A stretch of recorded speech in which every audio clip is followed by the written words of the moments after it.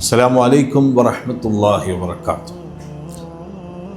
സൗബാൻ റളിയല്ലാഹു തൊട്ട് റിപ്പോർട്ട് ചെയ്യപ്പെട്ട ഹദീസിൽ നബി സല്ലല്ലാഹു അലൈഹി വസല്ലം തങ്ങളോട് സ്വഹാബികൾ ചോദിച്ചു, അയ്യുൽ മാലി നത്തഖിദു, ഞങ്ങൾ എന്ത് സമ്പാദ്യമാണ് ഉണ്ടാക്കേണ്ടത്?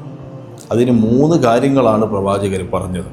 1ഉം 2ഉം നമ്മൾ പറഞ്ഞു കഴിഞ്ഞു.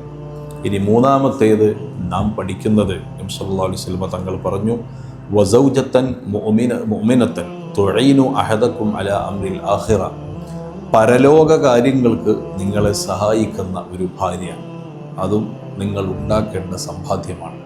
നമുക്കുണ്ടാവേണ്ട ദുനിയാവിൽ നമ്മൾ സമ്പാദിക്കുന്ന സമ്പാദ്യങ്ങളിൽ വളരെ പ്രധാനപ്പെട്ടതാണ് ആഖിറത്തിൻ്റെ കാര്യത്തിൽ സഹായി ആയി മാറുന്ന ഒരു ഭാര്യ. ഒരു മുഅ്മിനായ മനുഷ്യൻ്റെ ജീവിതത്തിലെ അതിപ്രധാനപ്പെട്ട ഒരു ഭാഗമാണ് സഹോദരി, തൻ്റെ ഭാര്യ അവർ നന്നാവുക എന്നുള്ളത്.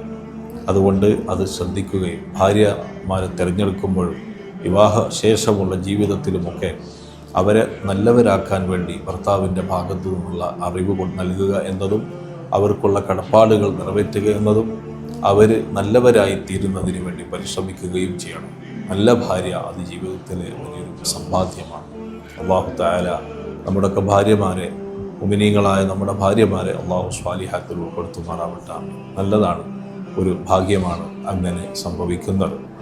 ഇനി വിവാഹ ശേഷം അല്ലാത്തവരും എല്ലാവരും കുടുംബത്തിൽ ഭാര്യമാരും മക്കൾ സ്വാലിഹീങ്ങളാവാൻ വേണ്ടി എപ്പോഴും ദുആ ചെയ്യുക. റബ്ബന ഹബ് ലനാ മിൻ അസ്വാജിന വദുർരിയാതിനാ ഖുർറത അഅ്യുനിൻ വജഅൽനാ ലിൽ മുത്തഖീന ഇമാമ. ഒരു നല്ല ഭാര്യ ഒരാളുടെ ജീവിതത്തിലുണ്ടെങ്കിൽ ഒരുപാട് മാറ്റങ്ങളാണ് അയാളുടെ സ്വഭാവത്തിലും അയാളുടെ ഇബാദത്തിലും അയാളുടെ ദൈനംദിന വിഷയത്തിലും അയാളുടെ സമ്പത്തിലും എല്ലാം അതിൻ്റെ ബറക്കത്ത് ഉണ്ടാവുകയും ചെയ്യും.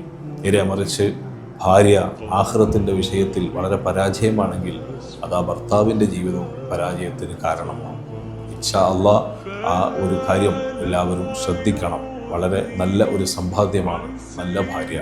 അല്ലാഹു ആ ഒരു സൗഭാഗ്യം നമുക്ക് നമ്മുടെ സഹോദരിമാർക്കൊക്കെ നൽകുമാറാവട്ടെ. ആമീൻ യാ റബ്ബൽ ആലമീൻ.